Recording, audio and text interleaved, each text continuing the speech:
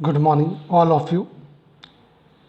पिछले दो वीडियो के अंदर हमने प्रबंधकीय लेखांकन के अंतर्गत केस बजट टॉपिक को पढ़ा था, जिसमें हमने दो वीडियो द्वारा पेमेंट रिसीव मेथड और प्रोजेक्टेड बैलेंस शीट मेथड द्वारा केस बजट की कैलकुलेशन देखी थी। आज हम तीसरी विधि समायोजित लाभ हानि खाता विधि यानी कि एडजस्टेड P&L अकाउंट मेथड को देखेंगे।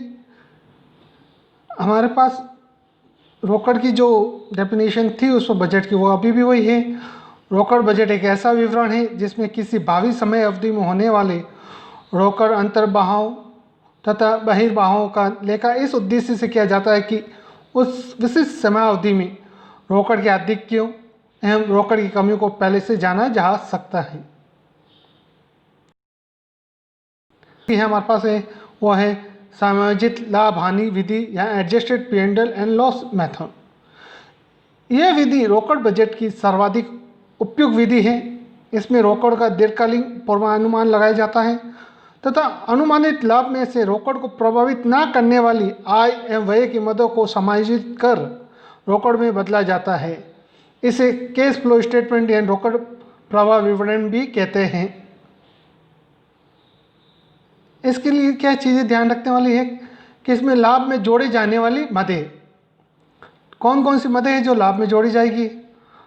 व्यय की गैर रोकड़ मदें, इसमें व्यय की ऐसी मदें जो लाभ हानि खाते में डेबिट कर दी गई और जिनका प्रभाव वास्तव में रोकड़ प्रभाव या बाहर नहीं गया था, सिर्फ हमने कैलकुलेशन की दृष्टि से उनको रखा था, जैसे हास, प्रावधानों में वृद्धि, प्रारंभिक व्यय इत्यादि। ऐसे व्ययों को वापस जोड़ दिया जाएगा। दूसरा है संपत्तियों में कमी।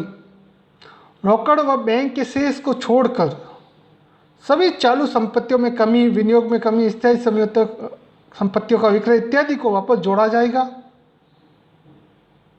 थर्ड, यदि दायित्वों में वृद्धि होती है, इसमें बजट अवधि के दौरान बैंक अधिविकर्ष में होने वाली वृद्धि को छोड़कर से सभी चालू दायित्वों में वृद्धि को सम्मिलित किया जाता है।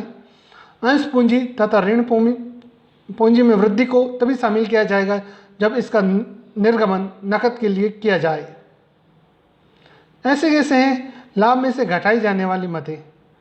आय की गैर रोकड़ मदें, ऐसी मदें जो बजट अवधि में उपार्जित तो होती है परंतु वास्तविकता में प्राप्त नहीं होती है, जैसे उपार्जित किराया, उपार्जित ब्याज, उपार्जित लाभांश इत्यादि को इसमें से घटा दिया जाएगा।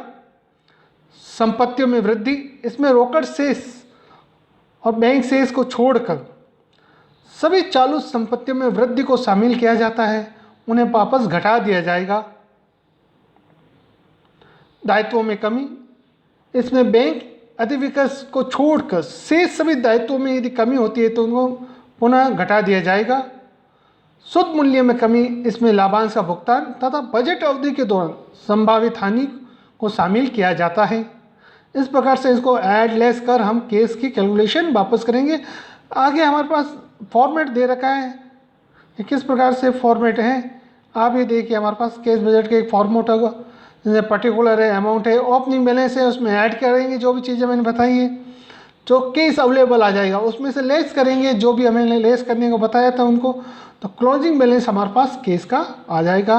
इस प्रकार से हम प्रोजेक्टेड P&L मेथड से केस बजट बना सकते हैं। आइए एक प्रश्न को देखें अपन।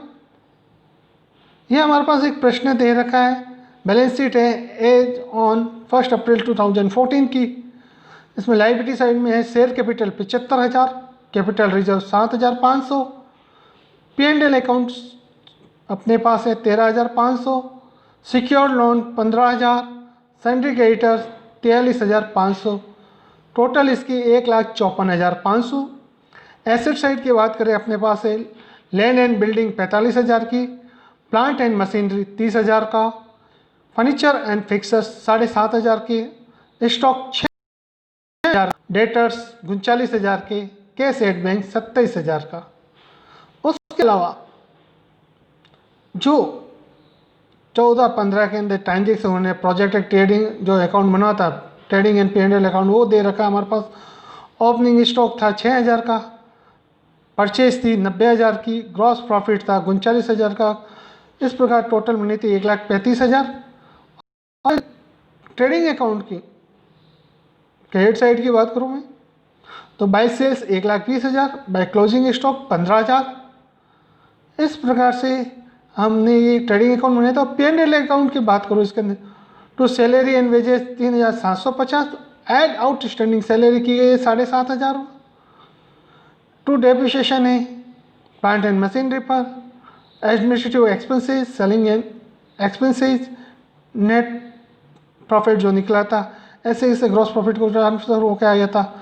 अब जो डिविडेंड पेड किया गया था उसके आधार पर और नेट प्रॉफिट अपन ने निकाल रखा। उसके अलावा नीचे सूचना दी थी, अंश पूंजी निर्गमित की गई थी 14-15 के अंदर 15,000 रुपये की, तथा ऋण पत्र निर्गमित किए गए थे 5,000 के रुपये। 31 मार्च 2014 को अदत्त व्यय होंगे 7,500, देनदार 30,000 के, लेनदार 50,000 के, तो भूमि एवं भवन 60,000 के। इस प्रकार से अपन क्वेश्चन को देखेंगे, सॉल्व करेंगे, किस में वृद्धि हुई, किस में कमी हुई, इस चीज़ का ध्यान रखना है।